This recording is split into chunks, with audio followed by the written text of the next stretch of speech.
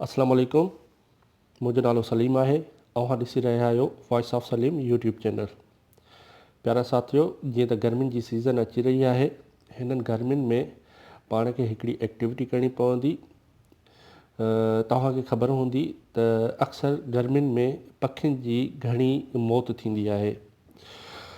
उहो उन करे जो जेको बि पाणी जेको हूंदो आहे उहो सही नमूने सां दस्तियाबु न हूंदो आहे, या त जेको खॾुनि में डंडुनि में पाणी हूंदो आहे उहो इलाही गर्म हूंदो आहे, जेको पखी न पी सघंदा आहिनि। उन करे पखी उन जे करे मरी वेंदा आहिनि। प्यारा साथियो, हिन गर्मियुनि में पाण खे छितियुनि ते पाणीअ जो बंदोबस्तु करणो पवंदो। पखियुनि लाइ जीतनि लाइ खाधे जो बंदोबस्तु करणो पवंदो। अन्न जा दाणा आहिनि, कणिक जा जेको अनाज आहे, कणिक आहे, उन जा दाणा आहिनि, चांवर आहिनि, बाजरी आहे, या राति जी जेको बचियल खाधो हूंदो आहे, मानी हूंदी आहे, उहो पाण छित ते रखी सघूं था त जीअं पखी पखण जीत खाई पंहिंजो पेट भरे सघनि। प्यारा साथियो, हिन अमल करण सां पाण ते अलाह ताला राज़ी थींदो।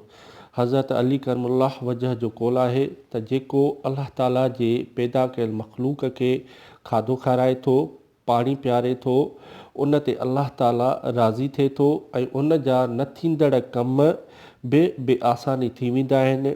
उन जे जेके घर ते मुसीबत हूंदी आहे उहा दूरि थी वेंदी आहे। उन शख़्स जे घर ते जेकी रहमत अलाह ताला जी थींदी आहे ऐं जंहिं बि कम लाइ हू वेंदो आहे उहो हुनजो कमु थी वेंदो आहे। प्यारा साथियो, हिन नंढड़ी एक्टिविटीअ में तव्हां बि शामिलु थियो। तव्हांजे नंढड़नि ॿारनि खे बि शामिलु कयो त जीअं हू पंहिंजे प्यारनि नंढड़नि हथनि सां पखियुनि लाइ पाणी रखी सघनि, पखियुनि लाइ खाधो रखी सघनि, त जीअं हिन अमल करण ते पाण ते अलाह ताला राज़ी थिए ऐं पंहिंजी जेकी ज़िंदगीअ में आसानी पैदा थिए।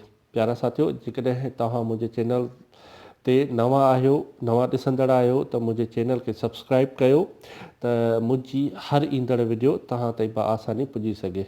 महिरबानी, पंहिंजो ख़्यालु रखो, पंहिंजनि जो ख़्यालु रखो।